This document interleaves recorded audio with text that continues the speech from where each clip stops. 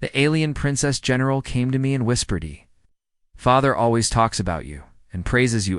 Commander Sarah Chen adjusted her formal diplomatic uniform for the third time as she walked through the crystal corridors of the Zephyrian Imperial Palace. The walls sparkled like diamonds, and every surface seemed to glow with soft blue light. She felt very small in this place. "Just trade talks," she whispered to herself. "Nothing special. Just another boring meeting about shipping routes and mineral rights." But nothing felt boring here. The Zephyrian Empire was one of the most powerful forces in the galaxy. Their warriors were legendary. Technology was centuries ahead of human science, and their palace was bigger than most human cities. Sarah passed groups of tall, elegant Zephyrians dressed in flowing robes. Their skin had a slight blue tint, and their eyes glowed like stars. They moved with perfect grace, never hurrying, never stumbling. Everything about them spoke of ancient power and wisdom. She felt like a child trying to play with adults. The reception hall was enormous. The ceiling stretched so high that Sarah could barely see it. Hundreds of beings from across the galaxy filled the space. There were traders, diplomats, and nobles from dozens of different worlds. The air hummed with conversations in languages Sarah had never heard. "Commander Chen?" A soft voice spoke behind her. Sarah turned and nearly gasped. Standing before her was Princess General Kythera, one of the most famous military leaders in the galaxy. She was tall, even for a Zephyrian, with silver markings on her blue skin that showed her royal blood. Her uniform was simple, but clearly expensive, and a ceremonial sword hung at her side. "Your Highness," Sarah said, bowing quickly. "I am honored to meet you." Kythera smiled, but there was something sad in her glowing eyes. "The honor is mine, Commander. I've been hoping to speak with you." This surprised Sarah. "Me, but I'm just here for trade negotiations. I'm nobody special. That is where you are wrong," Kythera said quietly. She looked around the busy hall, then stepped closer. "Would you walk with me? There is something I must tell you." Sarah nodded, confused but curious. Kythera led her away from the crowd, through a side door, into a smaller, quieter room. The walls here were covered with paintings of Zephyrian warriors from long ago. Ancient weapons hung in glass cases. "Commander Chen," Kythera began, her voice barely above a whisper, "my father always talks about you and praises you." Sarah's mouth fell open. "Your father? You mean ... Emperor Valdris? But I've never met him. I don't understand." Kythera nodded slowly. "He speaks of you often in our private family meetings. He calls you the human who thinks differently. He says you have taught our military leaders important lessons." "That's impossible," Sarah said, shaking her head. "I'm just a diplomat. I handle trade agreements and border disputes. It's nothing important." "You are thinking of the Meridian Crisis, are you not?" Kythera asked. Sarah blinked. "The Meridian Crisis? That was 2 years ago. It was just a small problem with some pirates." "Nothing major? Nothing major?" Kythera's eyes widened. "Commander, you prevented a war." "What?" "No, I just ... One negotiated with some angry miners who were attacking cargo ships. It took 3 days of talking, that's all." Kythera shook her head. "You do not understand what really happened, do you? Those angry miners were actually Karathi raiders. They'd been planning to attack our colony worlds. They wanted to make it look like human pirates were responsible." Sarah felt cold. I didn't know that. Their plan had worked. "Our empire would have declared war on humanity," Kythera continued. "Millions would have died. But you did something our generals said was impossible." "What did I do?" "You listened to them," Kythera said simply. "Our military wanted to attack immediately. They said the raiders were criminals who deserved only death. But you spent time talking to them.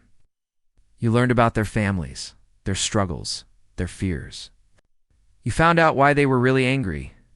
Sarah remembered those 3 long days on the small mining station. The Karathi raiders had been desperate, not evil. Their homeworld was dying, and they felt the galaxy had forgotten them. "You gave them jobs?" Kythera said. You convinced human companies to hire them as security guards for the very trade routes they had been attacking. You turned enemies into allies with nothing but words and kindness. It seemed like the right thing to do, Sarah said quietly. Our generals studied your approach for months, Cathara continued. They could not understand how you succeeded. Where force had failed, my father called it the human way, finding solutions that no one else could see. Sarah felt overwhelmed. I still don't understand why the Emperor would care about one small diplomatic success. Cathara looked out the window at the stars, because it was not small, Commander. Word of what you did spread throughout our empire. Our young officers began asking questions. They wanted to know why talking worked better than fighting. Wanted to learn these human methods, and your father allowed this? My father is wiser than many people think, Cathara said with a small smile. He has been watching humanity for years. He says your species has a gift for finding new ways to solve old problems. Sarah felt honored but also nervous. Why are you telling me this, Your Highness? Cathara's expression became serious. Because we need your help, Commander. There is a new threat rising, something our traditional methods cannot handle. My father believes that only someone who thinks like you, someone who sees what others miss, can help us. What kind of threat? Unknown ships have been attacking settlements along our border, Cathara said. They use tactics that seem familiar, but wrong somehow. They know our weaknesses too well. Our best generals have tried to stop them, but every attack fails. Sarah felt a chill. And do you think I can help where your generals cannot? I think you can see things they cannot, Cathara said. My father is preparing to offer you something unprecedented command of a joint human-Zephyrian task force. First, he wants to meet you personally. Sarah's heart pounded. The Emperor wants to meet me? Tomorrow, Cathara nodded. He wants to see for himself the human who changed how his empire thinks about war and peace. Sarah looked around the room at the ancient weapons and paintings of old battles. She thought about the Karathi raiders and how talking had worked better than fighting. She thought about this new threat that had the mighty Zephyrian Empire worried. Your Highness, she said finally, I'm not sure I'm the right person for this. I'm not a military genius. I just try to understand people. Cathara smiled, and for the first time, it reached her eyes. Commander Chen, that is exactly why you are the right person. Tomorrow, you will understand why my father speaks of you with such respect. As they walked back toward the reception hall, Sarah felt the weight of something much bigger than trade, negotiations settling on her shoulders. Somewhere in the darkness between the stars, an unknown enemy was threatening both human and Zephyrian lives. And somehow a simple human diplomat might be the key to stopping them. The next morning, Princess General Cathara found Sarah in the palace guest quarters. Sarah had barely slept, her mind racing with questions about the mysterious threat and the upcoming meeting with Emperor Valdris. Commander Chen, Cathara said, her expression grave. Before you meet my father, you must see what we are facing. Come with me. Cathara led Sarah through corridors Sarah had not seen before. These passages were different from the beautiful crystal halls of yesterday. Here the walls were made of dark metal, and armed guards stood at every corner. This was the military section of the palace. They stopped at a heavy door that required Kithra's handprint and eye scan to open. Inside was a war room unlike anything Sarah had ever seen. The chamber was enormous, filled with holographic displays showing star maps, ship movements, and battle data. Dozens of Zephyrian officers worked at control stations, their faces tense with worry. This is our crisis center, Cathara explained. From here, we coordinate the defense of our entire empire. Sarah stared at the main display. It showed a three-dimensional map of space along the border between human and Zephyrian territory. Red dots marked locations where attacks had occurred. There were far more red dots than Sarah had expected. How many attacks have there been? Sarah asked. 47 in the past 6 months, Kithra replied, and they are getting bolder. A tall Zephyrian officer approached them, his uniform showed he was a high-ranking general, and his face showed the strain of too many sleepless nights. Princess, he said with a bow, the enemy struck again last night. 3 more outposts destroyed. Cathara closed her eyes for a moment. Show us the recordings, General Theron. The main display changed to show footage from the attack. Sarah watched in horror as strange ships appeared from nowhere and destroyed a small research station. The enemy vessels were unlike anything she had seen before. "Those ships," Sarah said slowly, "they look like a mixture of human and Zephyrian technology," Cathara finished.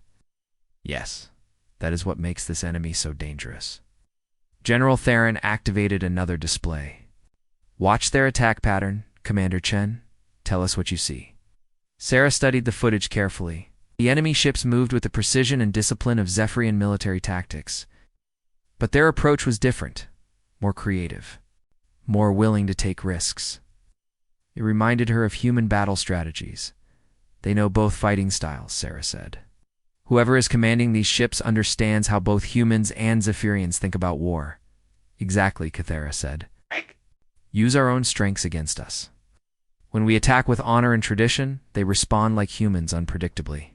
When human forces try to outmaneuver them, they show Zephyrian discipline and patience." General Theron looked frustrated. "Our greatest generals have tried to stop them. Admiral Corvex, who conquered the Helix Nebula, Eric's hero, the Titan Wars, all have failed." "What about combined human Zephyrian forces?" Sarah asked. "We tried that too," Cathara said sadly. "The enemy seems to know exactly how our species work together. They predict our moves before we make them." Sarah felt a chill. "Who are they? Where do they come from?" "Cathara in general." Theron exchanged a look. Cathara activated a new display that showed intelligence reports and intercepted communications. "They call themselves the Synthesis," Cathara said. "From what we have learned, they are led by exiled Zephyrians who spent years studying human culture and military tactics." Exiles. Why were they exiled? General Theron's expression darkened. "For dishonoring our traditions. They believed our empire was too isolated to set in old ways. They wanted to learn from other species, especially humans. The empire banished them 20 years ago," Cathara continued. "We thought they had disappeared into the Outer Rim territories. We were wrong." Sarah studied the intelligence reports. "They spent all this time learning about humans while keeping their Zephyrian training. Now they think they have created the perfect military force." "Yes," Cathara said. "They believe that combining human creativity with Zephyrian discipline makes them unbeatable. And so far, they have been right." "What do they want?" Sarah asked. "To prove that the Empire is weak," General Theron said with anger. "To show that our traditional ways are useless in the modern galaxy. They are not just attacking randomly," Cathara added. "Each strike is designed to embarrass us. They target places where our response will look slow and outdated. They want the galaxy to see that the mighty Zephyrian Empire cannot protect its own people." Sarah looked at the star map again. The pattern of attacks was becoming clear. "Are pushing toward your core worlds, aren't they? It's making you look weak before they attempt something bigger." "Yeah." "Our intelligence suggests they plan to attack the capital system itself," Cathara said quietly. "If they succeed in striking here, at the heart of our empire, it would destroy our reputation forever." The room fell silent except for the quiet hum of computers and the distant sound of officers working. Sarah felt the weight of the situation settling on her shoulders. "Why do you think I can help?" she asked finally. "If your best generals have failed, what can one human diplomat do?" Cathara smiled for the first time since they had entered the war room. "Because you do not think like a general, Commander Chen. You think like the person who solved the Meridian crisis. See things others miss?" "The enemy knows our military thinking," General Theron added, though his tone suggested he was not entirely convinced. "They may not understand your kind of approach." Before Sarah could respond, the room's communication system activated. A deep, powerful voice filled the chamber, speaking in perfect, formal galactic standard. "Princess General Cathara, please escort Commander Chen to the Imperial throne room.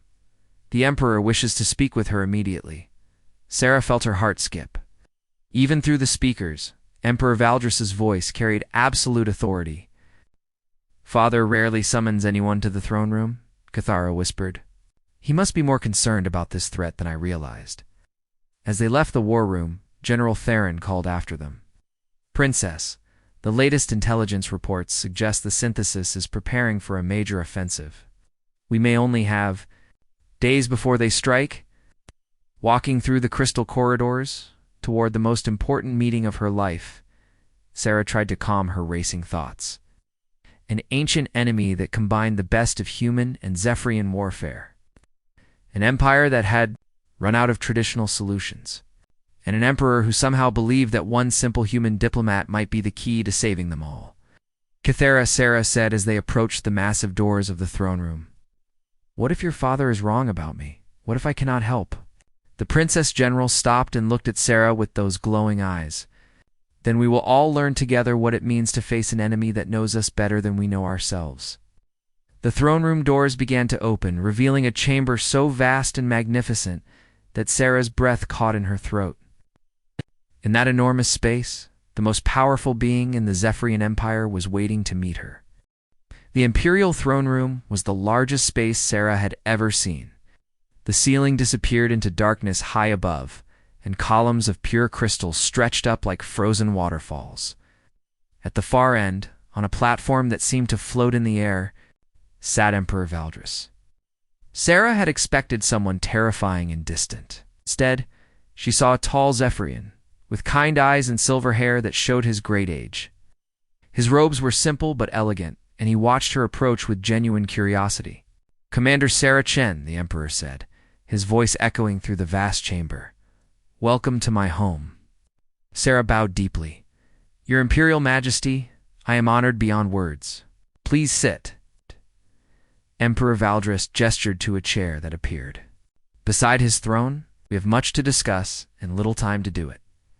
As Sarah sat, she noticed they were not alone. Around the edges of the throne room stood dozens of Zephyrian generals and admirals.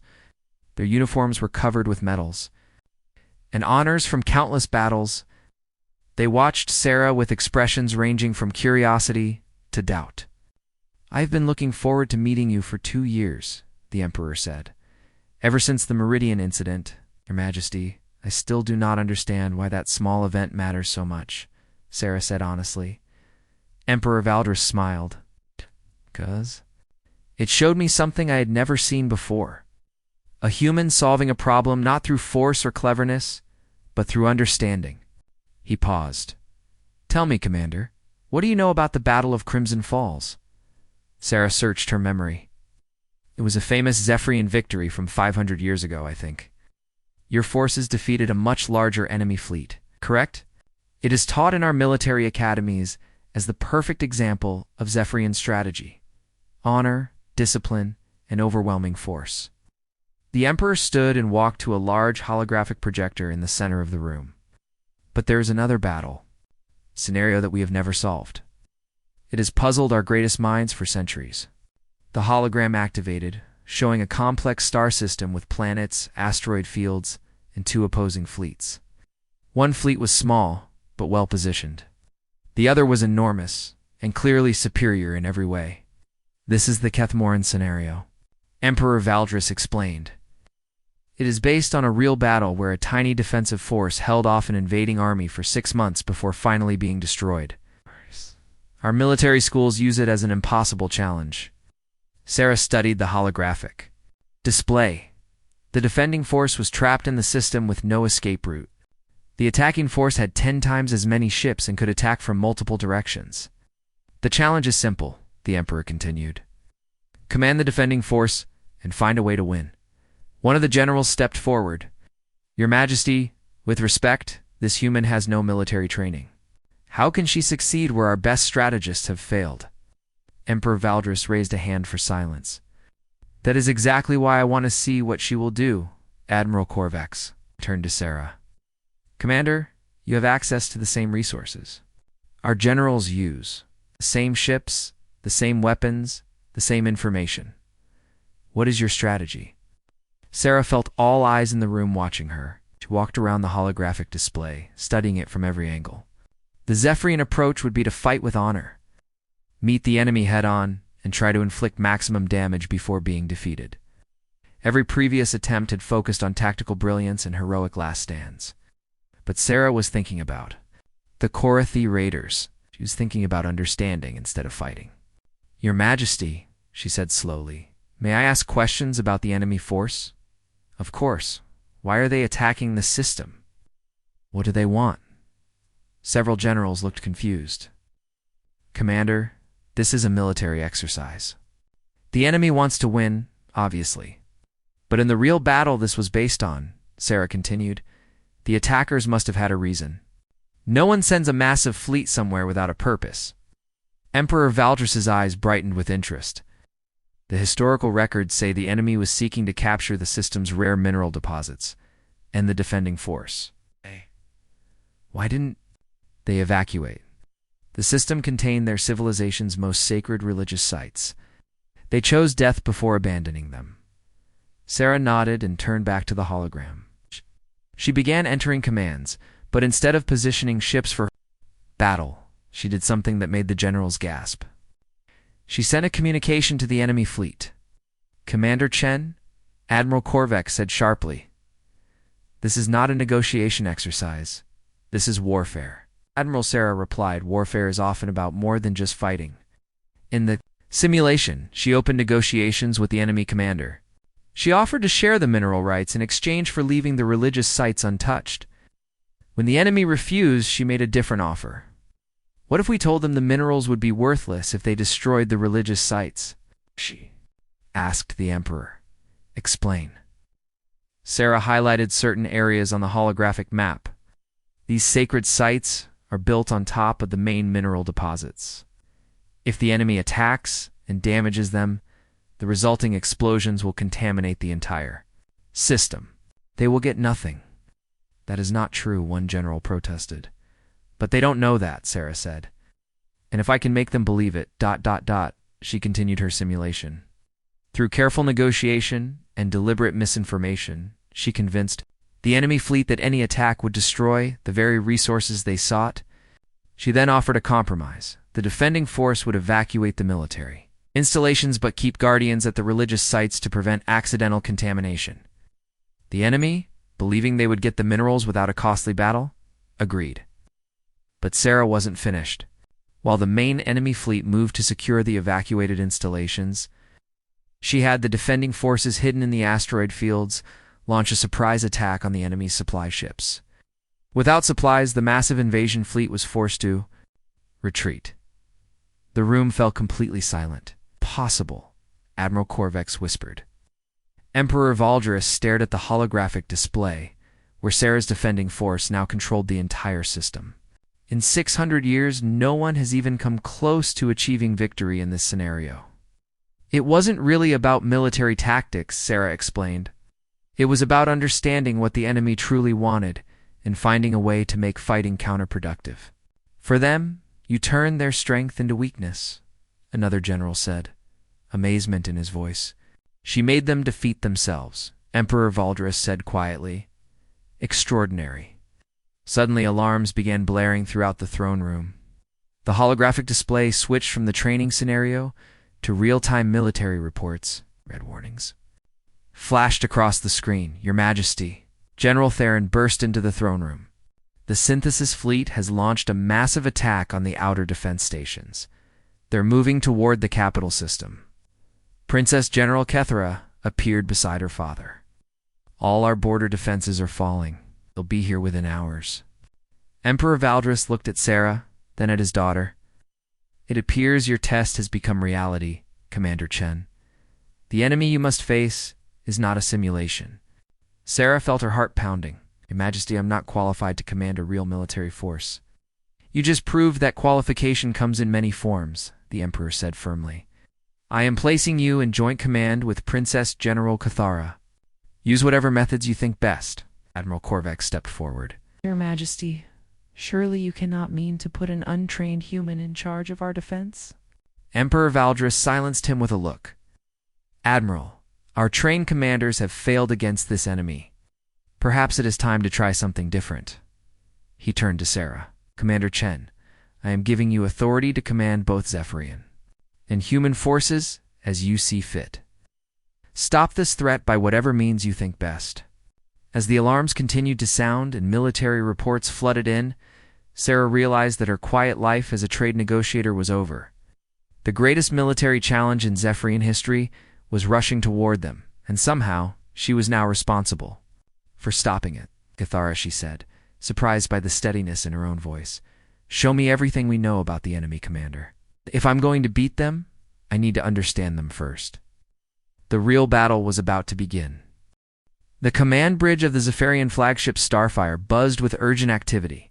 Sarah stood beside Princess General Kythera, watching dozens of officers coordinate the defense of their home system.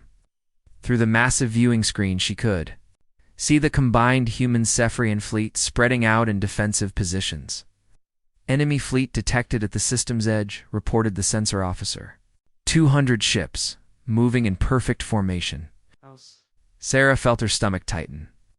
200 ships was twice the size of their defending force. But numbers weren't her biggest worry. Show me their movement pattern, Sarah ordered. Display lit up with enemy positions. Sarah studied the approaching fleet carefully. Something about their formation looked familiar, but wrong at the same time.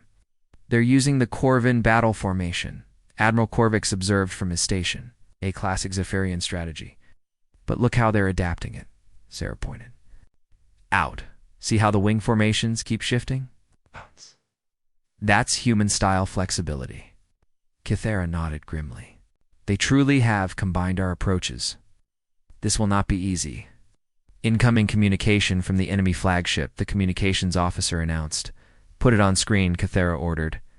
The viewing screen changed to show the bridge of an enemy ship. At its center stood a tall Zephyrian male, wearing a uniform that mixed traditional Zephyrian design with human-style practicality. His silver markings were similar to Kythera's, but darker. Sarah heard Kythera gasp softly. Sister, the enemy commander said, his voice calm but carrying deep pain. It has been many years, Zeph and Kythera whispered. Brother. Sarah felt shock run through the bridge crew. The enemy commander was Prince Zeph and Kythera's exiled brother. She realized why the tactical approaches seemed familiar. He had learned them from the same teachers as Kythera. You look well, sister, Prince Zephin continued. I see father has given you another war to fight, but this time you cannot win with old methods. Zephin, please, Kythera said, stepping forward. We can talk about this. End this attack and come home. Prince Zephin's expression hardened. Home. I was banished from home 20 years ago for the crime of believing our empire needed to grow and learn. Ow. There is no home for me there. Admiral Corvex moved to interrupt, but Sarah held up a hand to stop him. She was listening carefully, too. Every word Prince Zephin spoke. There was anger in his voice, but also pain and loneliness. What do you want, brother? Kythera asked. To prove that the old ways are dead, Zephin replied. To show the galaxy that an empire that refuses to change will fall. Your traditional honor and rigid thinking make you weak. Then prove it, Sarah said suddenly, stepping into view of the communication screen. Prince Zephin looked at her with surprise. And you are? Commander Sarah Chen, Human Diplomatic Corps, Sarah said. I've heard you've been studying human tactics. I'm curious to see what you've learned. Curious enough to face me in battle, if that's what it takes. Zephin smiled, but it was not a happy expression. Very well, human. Let us see if your famous adaptability can match Zephyrian discipline improved by human innovation. The communication ended. Prince Zephin's fleet began its attack. What followed was unlike any battle Sarah had ever imagined. The synthesis ships moved with perfect coordination, but constantly changed their patterns. When the Zephyrian ships tried to meet them with honor-based formations, the enemy scattered like humans would. When human forces attempted creative flanking, maneuvers the enemy met them with Zephyrian precision and patience. They're countering everything we try, Admiral Corvex reported, frustration clear in his voice. Every tactic we use, they have an answer for. Sarah watched the battle displays. With growing understanding, Prince Zephin wasn't just combining human and Zephyrian methods randomly. He was using each approach at exactly the right moment to counter what they were trying to do. He knows us too well, Kythera said sadly. He learned Zephyrian tactics. From the same masters I did, and he's had 20 years to study human methods. Report, Sarah called out. We've lost 12 ships, the tactical officer announced. Enemy losses, 3 ships. Sarah closed her eyes for a moment, thinking. Traditional military thinking wasn't working. Prince Zephin was right about that. But there was something he might not have studied during his years of exile. Kithara, Sarah said quietly, tell me about your brother. Not the enemy commander, your brother. What was he like before his exile? Kithara looked surprised by the question. Why does that matter now? Because I don't think we're fighting a military genius, Sarah said. I think we're fighting someone who is hurt and angry and trying to prove he was right all along. I don't understand. Sarah turned to face the bridge crew. Everyone listen carefully. I want to try something different, something that Prince Zephin won't expect because it's not military strategy at all. Admiral Korvax shook his head. Commander, this is not the time for experiments. We need to focus on defensive tactics. No, Sarah said firmly. Defense isn't working. Tack isn't working. We need to try understanding. She walked to the communications console. Open a channel to Prince Zephin's flagship. Sarah, what are you doing? Kithara asked with concern. Something that no military academy ever taught. Sarah replied. I'm going to try to understand why he's really doing this. Communication connected. Prince Zephin appeared on screen again, looking confident as his fleet continued its successful attack. Have you come to surrender already, human? No, Sarah said calmly. I've come to ask you a question. What did you really lose when you were exiled? Prince Zephin's confident expression faltered slightly. What kind of question is that? A human one, Sarah said. So I don't think this is really about proving military theories. I think this is about a brother who was sent away from his family for trying to help his people. The bridge fell. Silent, except for the distant sounds of battle. Prince Zephin stared at Sarah through the screen, his composure beginning to crack. You know nothing about my situation, he said, but his voice had lost some of its certainty. I know what it's like to feel like an outsider, Sarah continued. I know what it's like to have ideas that other people don't understand. I know what it's like to wonder if the people you care about will ever accept you for who you really are. Kithara stepped forward, understanding beginning to show in her eyes. Zephin, she said softly, I never wanted you to be exiled. I was just a child then, but I never stopped missing my brother. Sarah saw something change in Prince Zephin's expression. For just a moment, the angry commander disappeared, and she saw someone who looked very lonely. It's too late for that, Zephin said, but his voice shook slightly. Is it? Sarah asked. Because from where I'm standing, this looks like a brother trying desperately to get his family's attention. And I think you've succeeded. The communications screen went dark as Prince Zephin cut the connection. But Sarah noticed something important. The synthesis fleet had stopped firing. What did you do? Admiral Korvax asked in amazement. I tried to see the person behind the enemy, Sarah said. She turned to Kithara.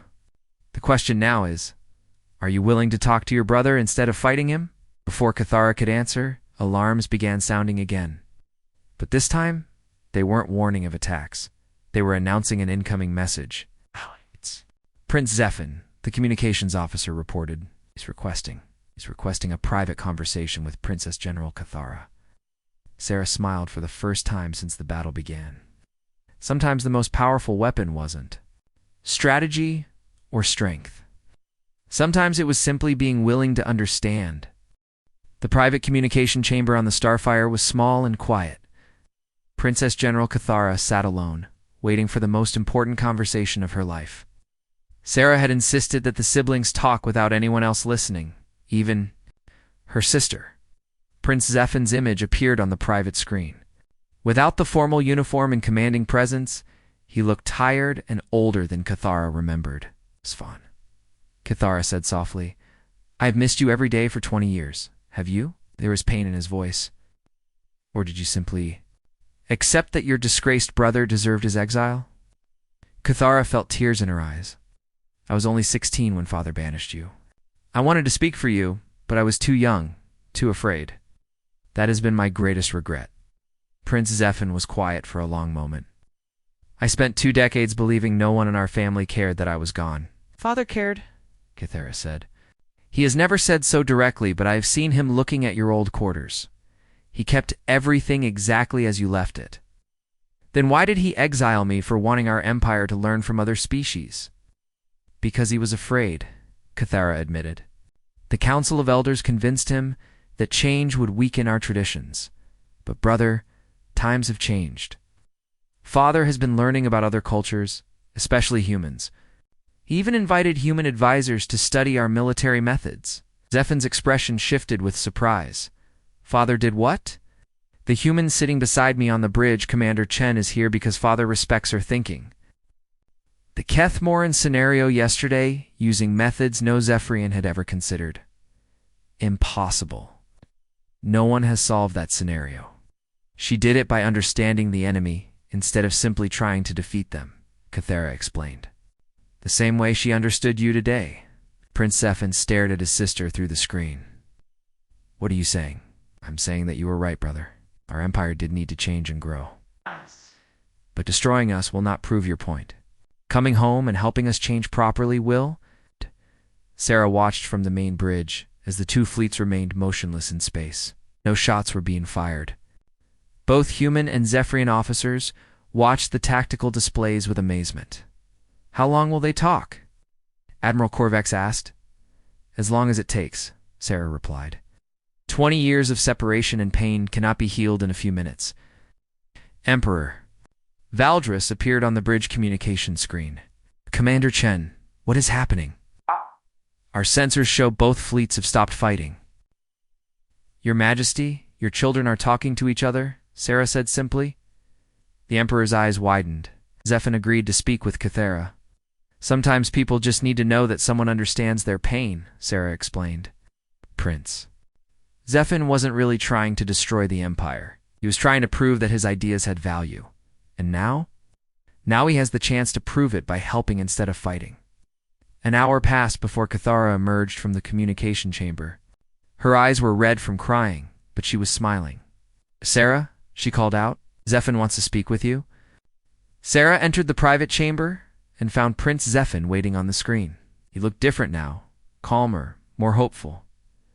Commander Chen, he said, my sister tells me you are the one who saw past my anger to the person underneath. Everyone deserves to be understood, Sarah replied. Even enemies, especially enemies. I owe you an apology. My attack on this system was wrong. I let my pain and anger blind me to better solutions.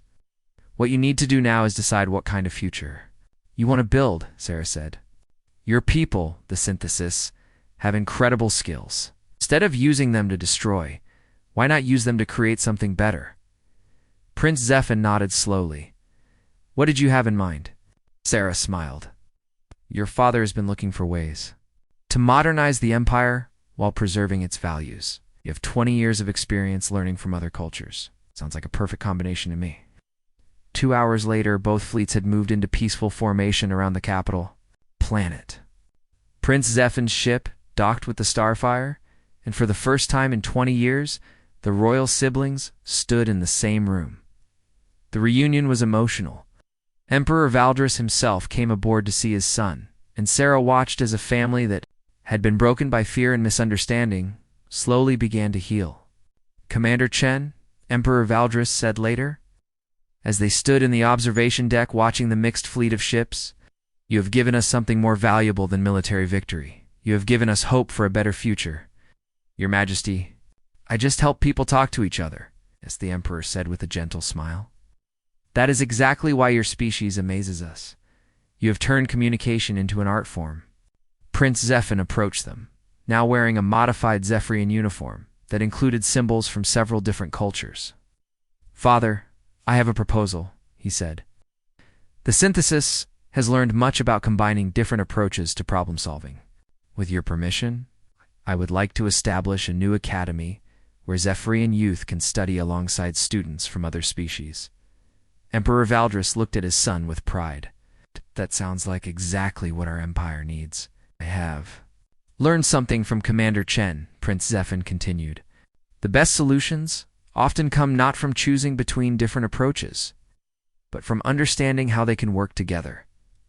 Sarah felt a warm sense of accomplishment. What will you call this new academy? The Bridge Institute, Cathara suggested. In honor of the human who taught us that building connections is more powerful than building walls. 3 months later, Sarah stood on the palace balcony beside Princess General Cathara. Below them, human and Zephyrian ships practiced maneuvers together.